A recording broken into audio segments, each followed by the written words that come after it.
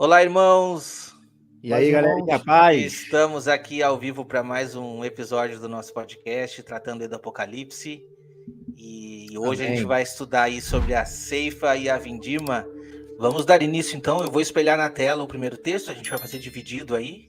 E vamos ver aí o que diz o primeiro texto a respeito da ceifa e a vindima. Olha só, Apocalipse 14, do versículo 14 em diante. Olhei e eis uma nuvem branca, e sentado sobre a nuvem, um semelhante ao Filho do Homem, tendo na cabeça uma coroa de ouro, e na mão uma foice afiada. Outro anjo saiu do santuário, gritando em grande voz para aquele que se achava sentado sobre a nuvem: Toma a tua foice e ceifa, pois chegou a hora de ceifar, visto que a seara da terra já amadureceu. E aquele que está sentado sobre a nuvem passou a sua foice sobre a terra, e a terra foi ceifada. Olha, é um texto que mostra aqui muitas coisas, né? Primeiro, porque está revelando que Jesus vem assim como ele subiu. Ele subiu quando todos estavam vendo ele subindo, uma nuvem o levou e agora uma nuvem branca, né, o traz de volta. Isso a gente já pode linkar com diversos textos, inclusive a de 2 Tessalonicenses capítulo 4, que vai falar que ele vem, que nós nos encontraremos com ele entre nuvens. Então a nuvem está ali já, né, sempre fazendo parte do cenário, né, enfeitando o cenário ali, a nuvem está sempre fazendo parte ali, né? Isso também mostra que está no nosso céu, já chegou no nosso céu, né? Porque não tem nuvem no espaço sideral. Essa nuvem aí é o espaço nosso, e ele está aqui.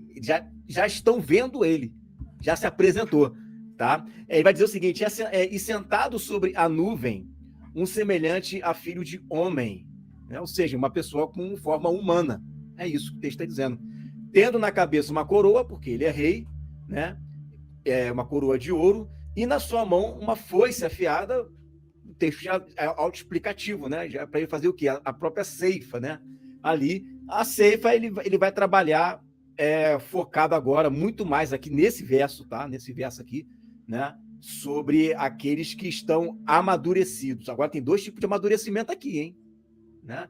Tem um que amadurece na fé e tem os que já estão prontos para serem lançados no fogo, né? Um amadureceu para o bem, outro amadureceu para o mal. Toda a terra está pronta, né? Tudo já está preparado. É como se ele estivesse dizendo isso. Está tudo preparado, tá? A gente vai pegar um grupo, vai colocar aqui com a gente, o outro não. Aí vai dizer o seguinte: outro anjo saiu do santuário. Olha que interessante, né? Outro anjo saiu do santuário. Se você for ver nos versos anteriores, já estavam saindo anjos, né, do santuário. Um outro detalhe: Jesus também estava no santuário, né? E ele acaba de sair do santuário.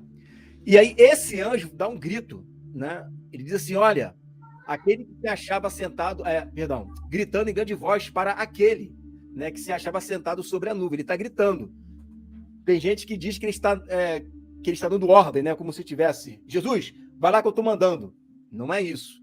Ele está dando uma informação, né? Ó, toma tua foice, ceifa, pois já chegou a hora de ceifar, visto que a seara da terra já amadureceu. Então ele está dizendo o seguinte: olha, tanto, né, o trigo, né? Depois a gente vai entrar vamos entrar nessa parábola hoje, né? Daqui a pouco vamos entrar. Então, tanto o trigo, né, quanto o joio, né? Aqui já usa uma outra figura de linguagem, já usa a uva, né?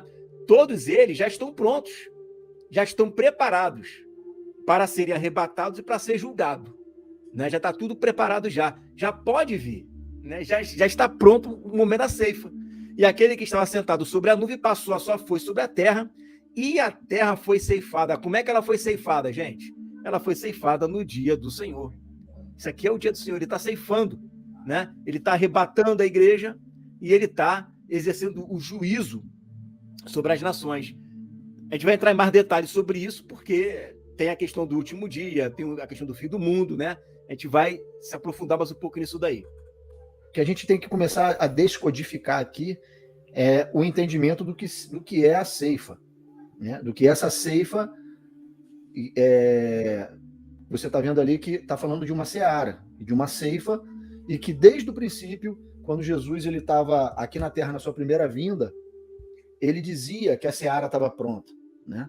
E que essa seara ela tem sido plantada, tem sido cuidada desde os profetas, depois os apóstolos e depois com ele próprio, né? Veio na parábola da mulher samaritana no final ele fala: levante a cabeça e olhe os campos, a seara está pronta.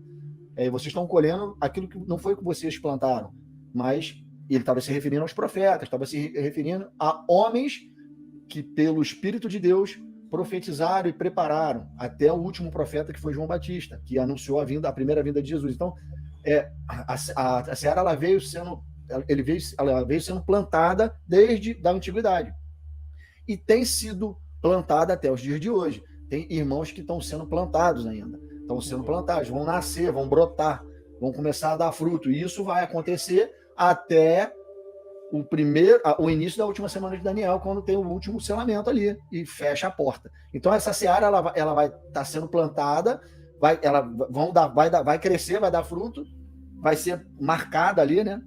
O limite dessa seara vai fechar a porta da graça, e aí vem a chuva serôdia, aquela chuva que vai fazer aquilo ali amadurecer, né? Aquilo vai amadurecer, e esse amadurecimento vai se dar até o final da última semana. Muitos vão amadurecer antes, outros vão amadurecer depois.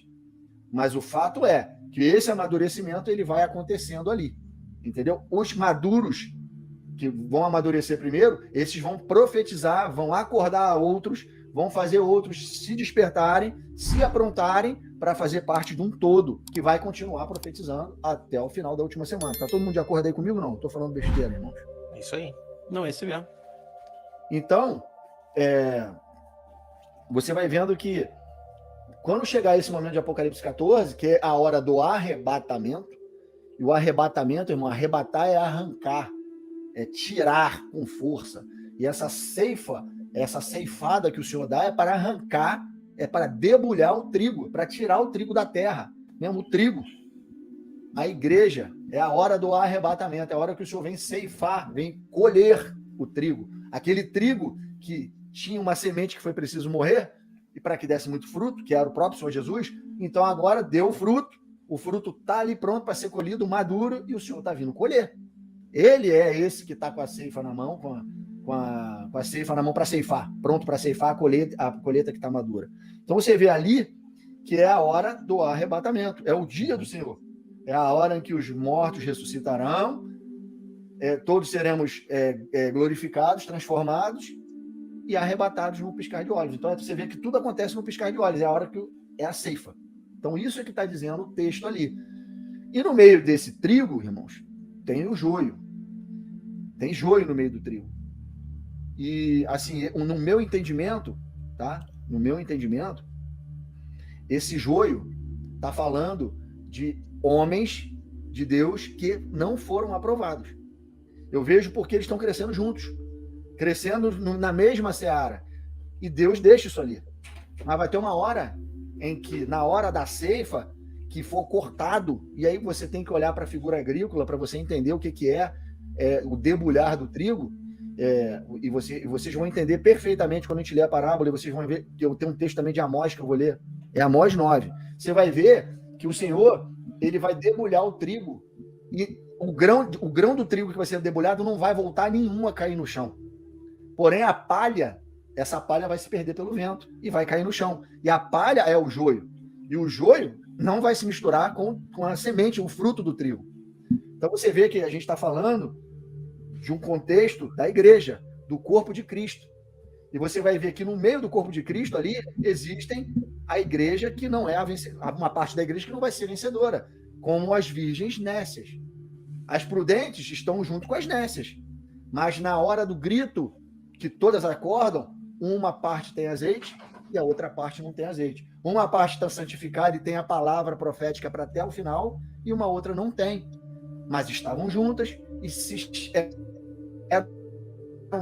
dentro do trigo e o joio são muito parecidos, mas o que diferencia um do outro é exatamente essa imagem que está aqui atrás de mim, a ver se vocês vão conseguir ver. Uhum. O trigo, ele se dobra porque tem fruto dentro.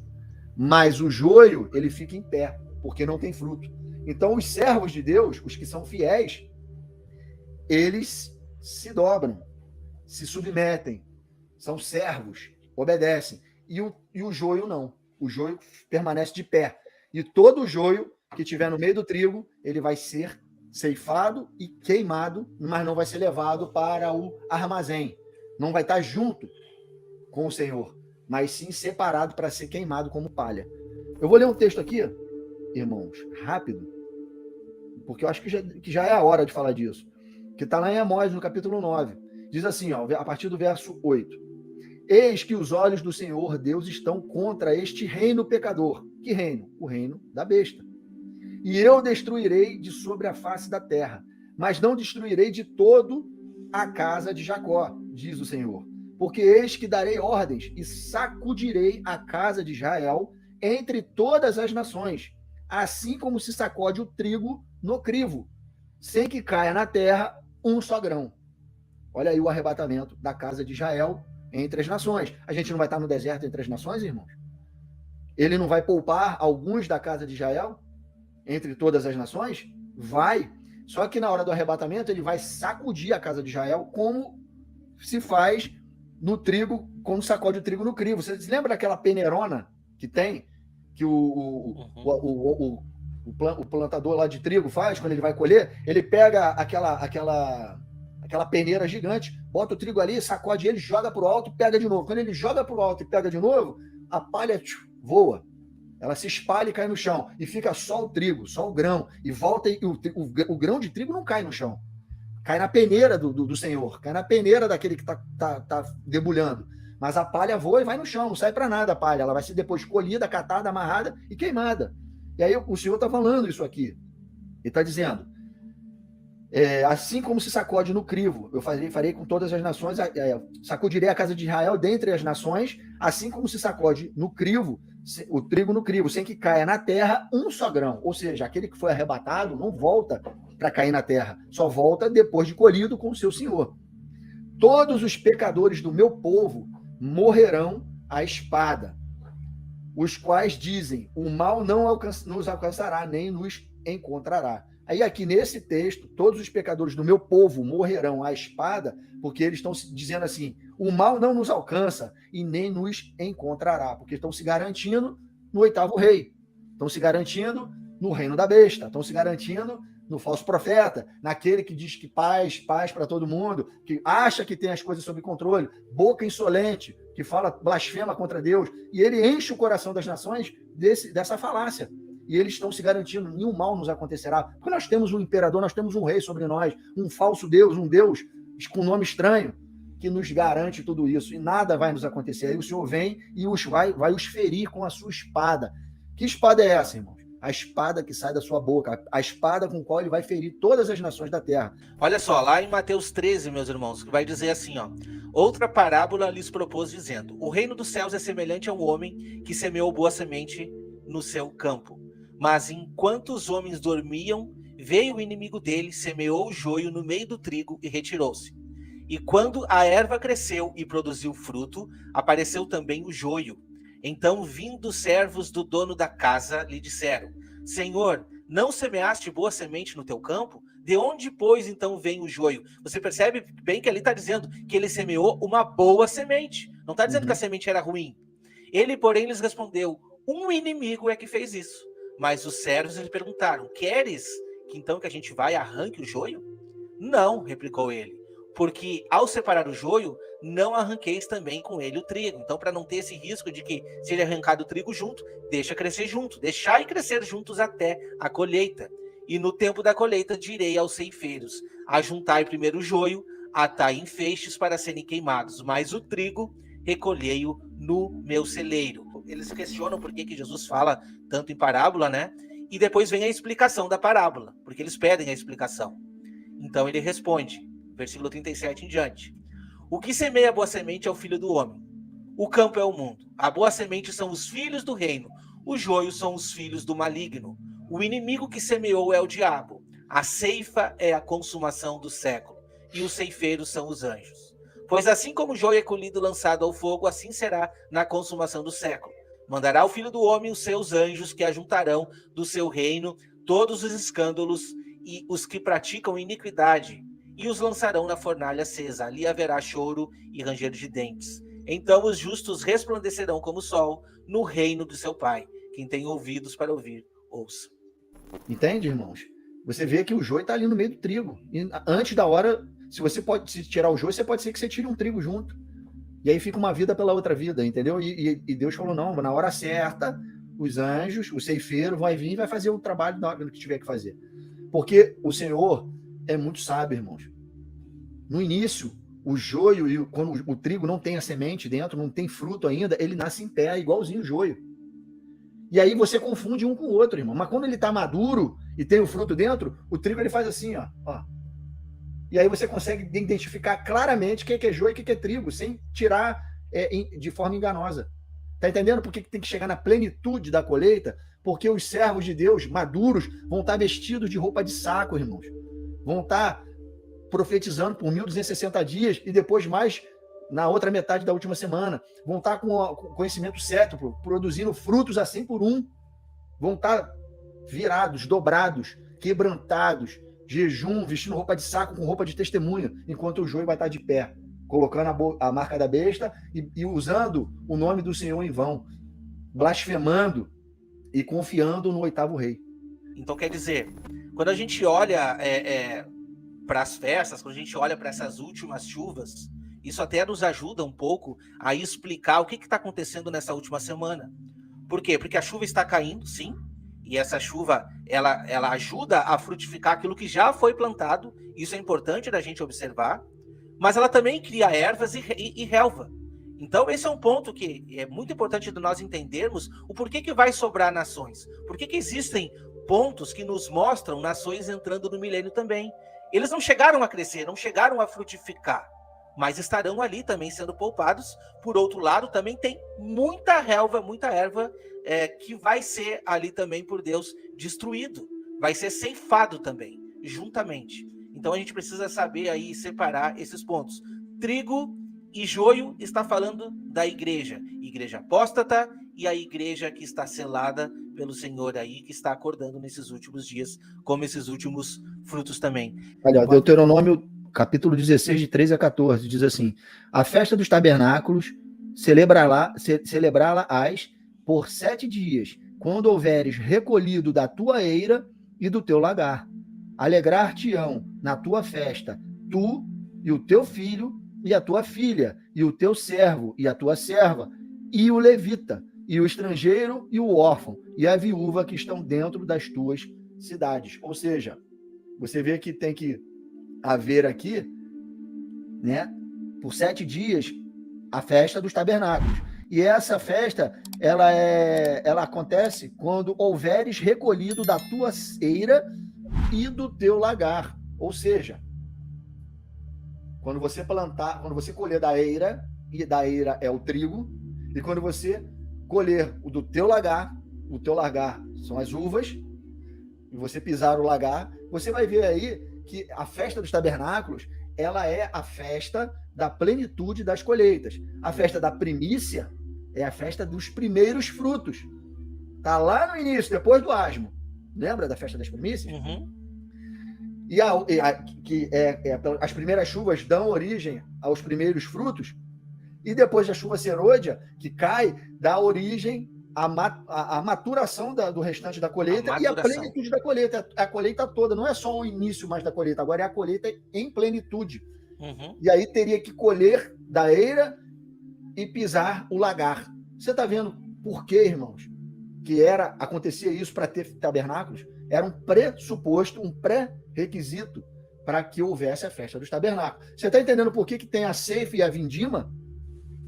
A ceifa é a vinda do Senhor e o arrebatamento da igreja. E você vê a vindima, que é quando o Senhor vem pisar o lagar do furor da ira de Deus, lá no Armagedon, na batalha do Vale do Megido. Essas duas coisas, alegoricamente, estão sendo abordadas, estão sendo explicadas em Apocalipse 14, para que só depois disso haja a festa dos tabernáculos, onde vai haver a viúva, o estrangeiro, o levita, todos felizes na festa dos tabernáculos. Ué, pastor, vai ter levita lá? Não estão dizendo por aí que agora não tem mais Israel? O povo de Israel não existe mais no milênio? Não, está escrito no texto. O levita está lá comemorando. Por que tem levita? Porque tem sacerdócio de Zadok, tem sacerdócio levítico que fica no portão do templo. Por isso, no ano aceitável do Senhor, no dia da inauguração do templo, você vai ver acontecer essa festa.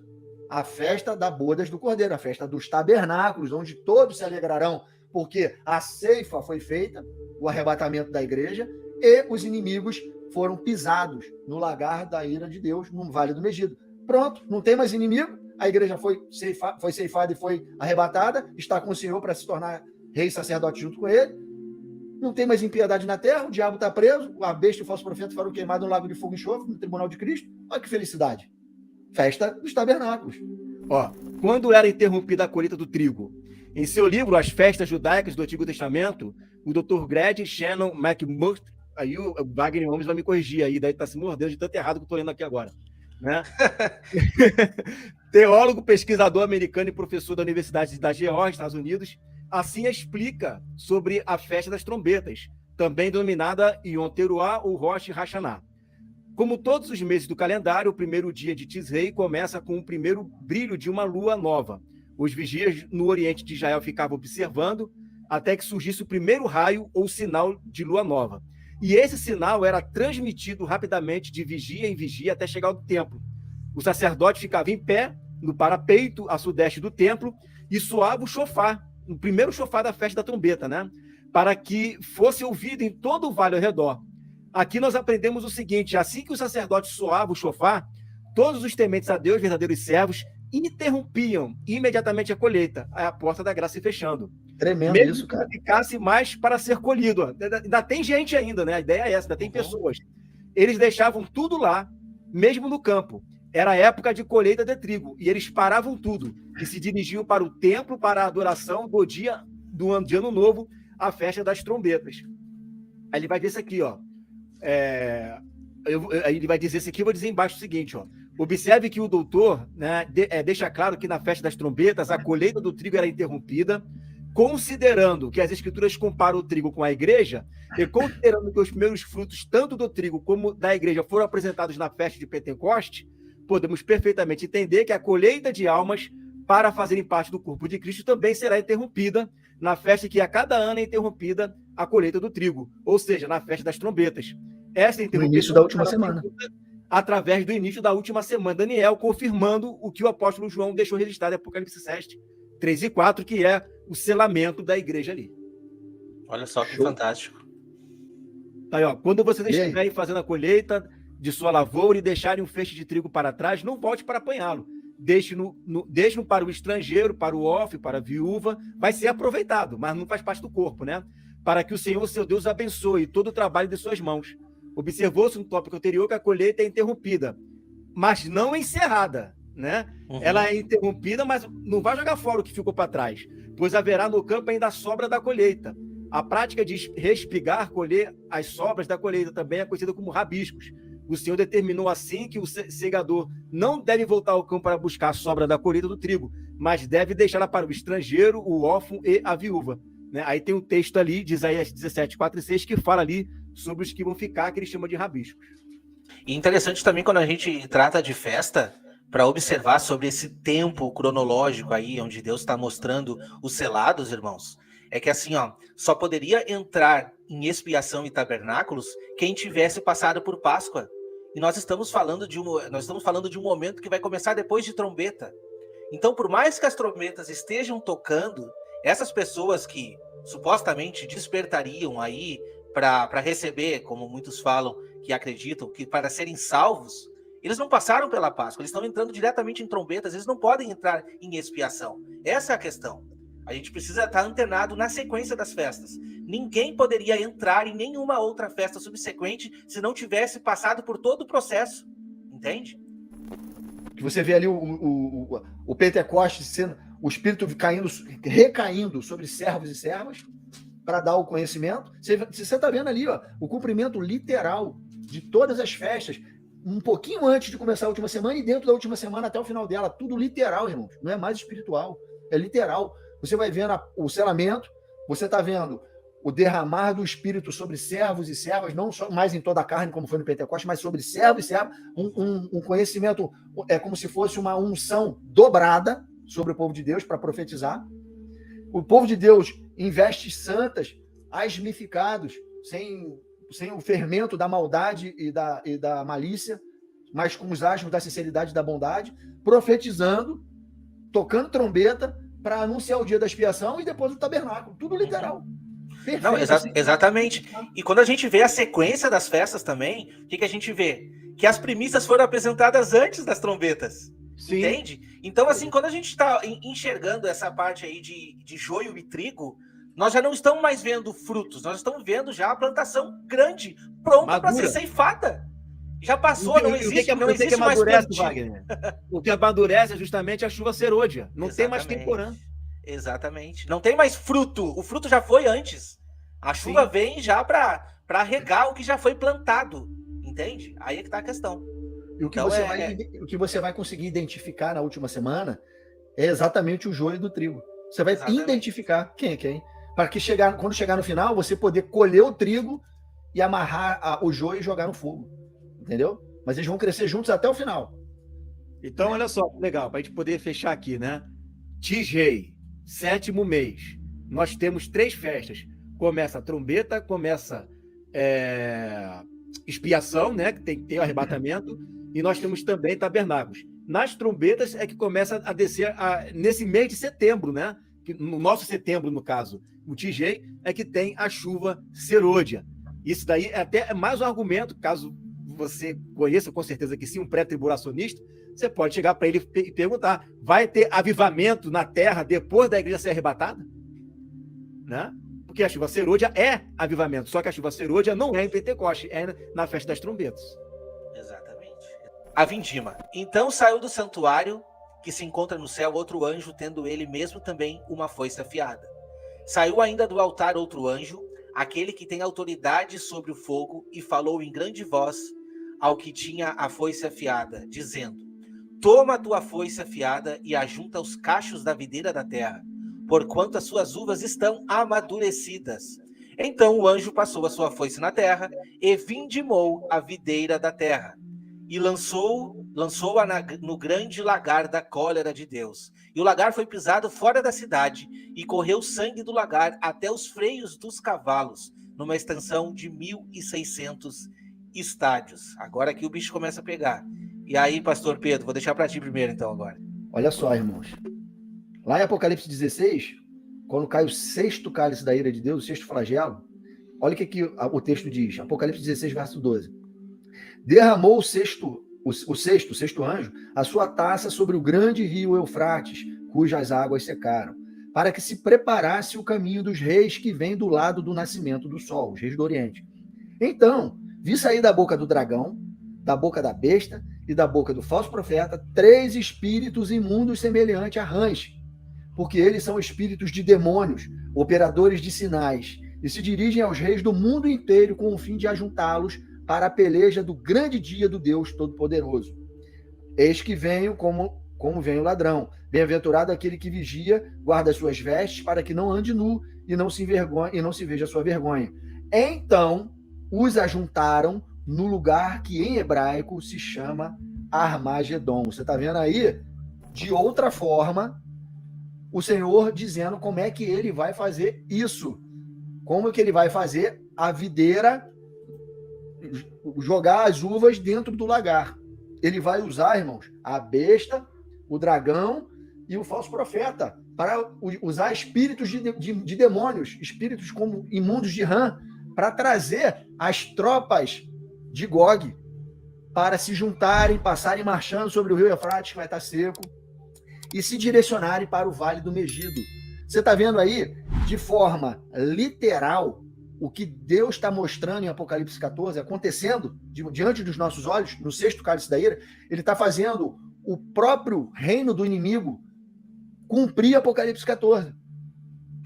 Ele fez o anjo secar o rio Eufrates, ele está usando o anjo para incitar a besta, o falso profeta e o diabo a produzirem espíritos de demônios para trazerem, com sinais e prodígios, os reis do Oriente para se juntarem no Vale do Megido. Você está vendo que em Apocalipse 16, a besta, o falso profeta e o diabo, o dragão, estão chamando, estão produzindo sinais e prodígios para trazerem os reis do Oriente. E os reis do Oriente, que tem na sua cabeça que nenhum mal vai alcançar eles e que eles não vão encontrar mal algum, eles estão indo com toda a altivez, com toda a boca de blasfêmia, se reunindo no Vale do Megido, lutar contra aquele que vem no nome do Senhor. Aí, olha, vamos ler Apocalipse 19. Okay. Sai da sua boca uma espada afiada, para com ela ferir as nações. E ele mesmo as regerá com cetro de ferro e pessoalmente pisa o lagar do vinho do furor da ira do Deus Todo-Poderoso. Tem no seu manto e na sua coxa um nome inscrito: Rei dos Reis e Senhor dos Senhores. Então vi um anjo posto em pé no sol e clamou com grande voz, falando a todas as aves que voam pelo meio do céu: Vinde, reuni-vos para a grande ceia de Deus, para que comais carne de reis, olha aí, irmão, de reis, os reis do Oriente, carne de comandantes, carne de poderosos, carne de cavalos e seus cavaleiros, carne de todos, quer livres, quer escravos, tanto pequenos como grandes. E vi a besta e os reis da terra com os seus exércitos congregados para pelejar contra aquele que estava montado no cavalo branco e contra o seu exército. Esse texto é fantástico, irmãos. Está falando exatamente de Apocalipse 14, está falando de Apocalipse 16, do sexto cálice da ilha, está falando de Amós 9, no verso 10. É quando o Senhor vai ferir e vai cumprir o que está escrito em Amós 9, no verso 10, que todos os pecadores do meu povo morrerão à espada. E é a espada que sai da boca do Senhor que vai matá-los. E é esse mesmo Senhor, que é o Senhor Jesus, que vai falar: vinde, aves do céu, vem se fartar, comer a carniça dos reis, carne de grande, carne de cavalo, carne de cavaleiro, carne de pequeno, de governante, a carne dos reis do Oriente, que foram chamados para o lagar do furor da ira de Deus, ao qual o Senhor vai pisar e vai salpicar suas vestes de sangue. Essas conexões, irmãos, são lindas, são perfeitas. E eu nunca tinha falado delas aqui, eu nunca tinha falado dessas conexões. Não, Muito é perfeito. bom. Exatamente. Então seca-se o rio Eufrates. A tropa vem, né, passando por aqui, e ela vai se dirigir até Megido, tá? Até o Megido, aí tem um texto de Joel, tá tudo de forma resumida em Apocalipse capítulo 14. O texto de Joel diz assim: multidões, multidões no vale da decisão, porque o dia do Senhor está perto, no vale da decisão. E o sol e a lua se enegreceram, dia do Senhor, Jesus voltou, e as estrelas retirarão o seu resplendor, e o Senhor bramará de Sião e de Jerusalém, para ouvir a sua voz, e os céus e a terra tremerão, mas o Senhor será rugido do seu povo, e a fortaleza dos filhos de Israel. E vós sabereis que eu sou o Senhor vosso Deus, que habita em Sião, o meu santo monte, e Jerusalém será santa. Por quê? Porque hoje ela não é. Não está falando de Nova Jerusalém. Desculpa, mas eu tive que falar sobre isso. Né? Ela será, futuramente, ela será santa. Né? Isso aí. Futuramente. Estranhos não passarão mais. Ó, estranhos não passarão mais por ela. Por quê? Porque hoje no milênio passa. vai passar. No milênio não passa, mas hoje passa. Então não é a Nova Jerusalém. Não tem nenhum estranho na Nova Jerusalém. Então, o que acontece? Quando Jesus vem, aquele texto lá de Apocalipse 19, esse texto de Apocalipse capítulo 14, que a gente está lendo, está dentro do contexto, qual é o caminho que ele faz? Né? O caminho que ele faz é esse aqui, ó. Isso é fantástico, cara. Ó, Isaías 34:6. A espada do Senhor está cheia de sangue, está engordurada da gordura do sangue de cordeiros e de bodes, da gordura dos rins de carneiros, porque o Senhor tem sacrifício em Boja. E grande matança na terra de Edom. Por que é Boja e Edom? Porque é próximo aqui, é um próximo do outro. Fica aqui no sul do Mar Morto. Tá? Eles ficam muito pertinho aqui um do outro. E o texto de Isaías diz assim, ó: quem é esse que vem de Edom e de Boja, com vestes tintas? Por isso que lá em Apocalipse 19 fala que a sua veste está manchada, só picada de sangue, né? Já estava, né? Oi? Quando ele vai para o Armagedon, já está com a roupa suja. Já está com a roupa suja. Por que ele já está com a roupa suja? Porque ele já veio de Boja, já veio de Edom matando gente. Tem gente que pensa que ele só veio para Armagedon. Não, Armagedon é o ponto final da caminhada. Né? Então ele vem de Boja, né? E aí esse chegou ali no lagar. Olha aqui o texto, né? Eu sozinho pisei no lagar e dos povos ninguém ouve comigo. E os pisei na minha ira e os esmaguei no meu furor. Aí isso é a vindima, tá? E o seu sangue salpicou as minhas vestes e manchei toda a minha vestidura, porque o dia da vingança estava no meu coração e o ano dos meus gemidos é chegado. que quando Jesus vem, ele não vai direto para o Megido, ele não vem direto para cá. Aqui é o ponto final. Ele passa por Boja, passa por Edom, passa por Jerusalém, está aqui também, ó, Zacarias 14, 8 e 10. Ó. Mais em cima fala dele dividir o Monte das Oliveiras em duas partes. O que é isso? Ele está ali em Jerusalém. Né? Está ali próximo a Jerusalém. Ele passa por Boja, Edom, Jerusalém, e no final é que ele vai estar ali em Megido. É só no final. Ali é que é o fim de tudo. E ali é onde está a maior concentração de gente. Né? É exatamente ali. E o texto ele vai dizer exatamente isso. Ele vai estar dizendo que vai ter a carne, né, dos reis, dos poderosos, que é o texto que Pedro citou aí. Né? É a ceia, né, daqueles corvos que tem lá. E essas pessoas que estão mortas, essas carnes, esses cadáveres que estavam ali, eles vão passar por um processo de purificação. Não vai purificar o cadáver, vai tirar o cadáver dali, né, para purificar a terra. Esse processo leva 7 meses. Isso está lá em Ezequiel, no capítulo 39. Tá? Tudo conectado. Eu dei mais um zoom, né, nessa questão. O Pedro deu um pouquinho de zoom, eu dei mais um pouquinho para cá. Você imagina aquele povo que matou as testemunhas dentro da grande cidade, deixaram eles lá por 3 anos e meio, expostos, morrendo, virando ossos secos. Eles que mataram esse povo, agora estão vendo esse povo ressurreto, glorificado, para capturar eles. Tudo imagina a cara deles.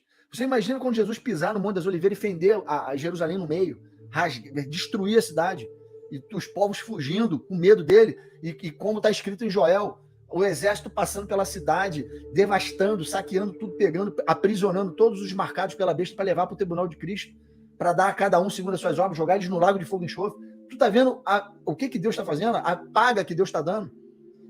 Esse povo ali, todo sendo capturado, e depois que isso vai acontecendo concomitantemente, o povo de Deus vai capturando, vai levando. Jesus ele se dirige para o Vale do Megido, sozinho, para pisar sozinho o lagado furor da ira de Deus, e lá vai matar muitos que já estão ali completamente trôpegos, porque caíram cálice de ira sobre eles.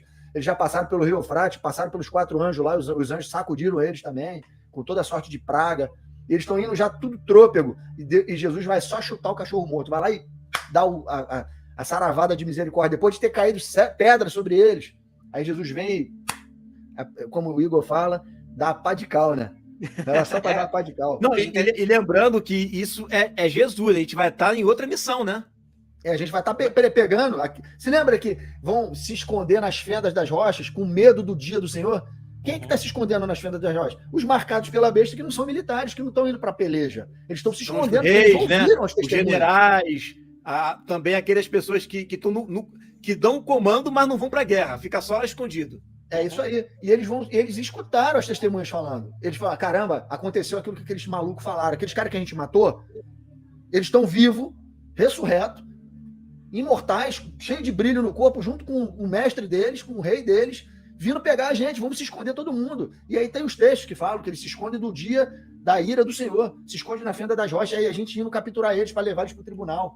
Esses são os despojos da batalha, irmão, que leva-se para o rei, que vai instituir um novo reino, os despojos da batalha. Os despojos da batalha são esses homens marcados, que são capturados e lançados vivos no lago de fogo e enxofre. Não vai ter para onde correr. Não tem para onde correr. Não tem. Correr miríades e miríades de anjos junto conosco, glorificados, o exército do Deus vivo, o exército do Deus dos exércitos, se espalhando pela terra, capturando todos os escondidos e levando. Acho que é Joel que fala, né? Que sobre eles, né? O texto fala isso, mas eles somos nós, né? Eles lançaram lanças, mas não nos fará mal algum. Eles vão atirar, vão tacar bomba, fazer um monte de coisa, mas vai passar por. Vou estar glorificado, né? Vai passar por mim. Não vai acontecer nada comigo. Você imagina na cabeça deles, né? O que é isso? E os textos apontam que vai ser uma mortandade muito grande. Uma mortandade muito grande. E não vai sobrar ninguém dos que Quem estava fazendo o cálculo aí dos estádios? Era eu e o Ricardo, mais cedo. Era o Ricardo, né? Pô, tu tem esses dados aí? Cara, eu fiquei impressionado. Tem. Deixa eu abrir aqui. Peraí que eu já abro aqui rapidinho. Cara, isso aí, olha só, irmãos, o que vai ser colocado na tela, que você vê como que as coisas são literais, as medidas são literais. Você vai ver a distância de Boja, Edom, Jerusalém e o Megido. Você vai ver que o somatório dessas medidas em estádios dá mais ou menos o que está profetizado, que vai ser a quantidade de sangue que vai ser derramada sobre o local da batalha. Deixa eu ver se eu Aí acho. a gente pode até ler o texto também, que é lindo isso. Eu lembro de cabeça. Você lembra? Então fala aí. Lembro. O texto fala que haverá, né, sangue até os feios dos cavalos por 1.600 estágios. 1.600 estágios, né, deu exatamente, se não me engano, 295 quilômetros. Confere se é isso aí, que foi o que o Ricardo 296. 296. 1 quilômetro, hein? 1 quilômetro. E a distância, 1.600 estádios, 296 quilômetros. A distância de Megido, aqui, ó, de Megido até Boja, dá exatamente 200 e quanto que deu lá? 70 e pouco, né? 70 e poucos quilômetros, né? Que deu de distância. Só que Boja e Edom, ele não tem um local assim fixo, igual tem Megido. De fato, não tem. A gente tem uma ideia que fica por ali, né? Fica por ali por baixo, mas não tem a localização geográfica concreta com medida, né? De tamanho e dimensão, igual tem Megido. Você vai para Megido, tá lá um local chamado Megido mesmo, né? Existe esse local, né? Agora, Boja e Edom, ele tá ali na Jordânia. A gente sabe que é ali. Então pode ser um pouquinho mais para baixo também. E aí sim, essa profecia ela se encaixa, né? 296 quilômetros. Ou seja, é a Palestina aqui, né? Que vai estar tomada de cadáveres. É onde Jesus passou. Aonde Jesus passou... É o rastro da batalha, né? É exatamente o caminho para onde Jesus fez. Né? Aonde ele passou, empilhou de cadáver. E vai ser esses cadáveres que terão que sair dali, principalmente de Jerusalém, que vão estar ali, né? Para poder fazer a inauguração do templo. Aí você consegue entender por que está lá em Daniel 12, 1260, 1290 e 1335 dias. Depois que acaba a última semana de Daniel, ainda tem 75 dias. E você vê que do 1260 dias, que é o último dia, que é o dia da ressurreição, do arrebatamento e da glorificação, tem mais 30 dias até 1290. E eu creio que esses 30 dias está dentro desses acontecimentos aí. Exatamente. Da batalha, de todas essas batalhas. E olha que interessante, o Apocalipse 11, quando mostra, né, as duas testemunhas ressuscitando, eu sempre ficava pensando, tá, mas como que elas estão ressuscitando? Os homens estão olhando ela numa nuvem, depois tem um grande terremoto, mas não acaba o mundo quando elas ressuscitam? Lógico que não, tem coisas para acontecer. Então, sim, imagina, eles vão presenciar tudo isso, vão presenciar o arrebatamento e vão presenciar Jesus vindo com grande glória e passando por todos esses territórios aí, cumprindo aí o lagar da ira. É muito tremendo. Exatamente. Aí você vê, 1260 para 1290 é 30 dias. É o que vai acontecer nesses 30 dias, nesse um mês. Todos esses eventos aí que a gente acabou de narrar nessa live. A respeito das batalhas e tudo mais, até chegar ao Megido. E depois que se cumprir a batalha do Vale do Megido, ainda faltam mais 45 dias, que é o 1335, até que se comece o Tribunal de Cristo, né? O Tribunal de Cristo. De 1290 a 1335 vai ocorrer o Tribunal de Cristo. Então, meus irmãos, o enfoque é que você esteja preparado para não ser enganado. Porque não esqueçam, depois da ceifa vem a vindima. Aí, como a gente já trouxe aqui, não tem mais para onde correr. Não vai ter para onde correr. Porque Deus precisa limpar e purificar tudo. Porque no seu reino não vai ter isso. No seu reino vai ser um reino de paz, vai ser um reino de alegria e descanso. Afinal, estamos entrando em tabernáculos. Então não se esqueça disso, se prepare para que você possa ser aí colhido, né? Como um trigo verdadeiro. Amém. E para estar para sempre aí com o Senhor. Irmãos, estamos chegando no fim de mais um episódio. No próximo episódio nós teremos Apocalipse 15. Os remidos cantando o cântico de Moisés e o cântico do Cordeiro. Então, que os irmãos estejam com a gente aqui na próxima semana. A gente não sabe como é que vai estar o time aqui, mas Deus vai providenciar aí. E aí, semana que vem, a gente vê como é que a gente faz. Esteja conosco novamente na próxima semana. Se inscreva aqui nos canais, né? Os irmãos aí que estão nos canais que possam migrar e ter o conhecimento aí. A gente tem muito estudo, muito material que vocês podem estar encontrando nos canais, tá bom? Que Deus abençoe a todos, tenham todos uma ótima noite e até a próxima semana.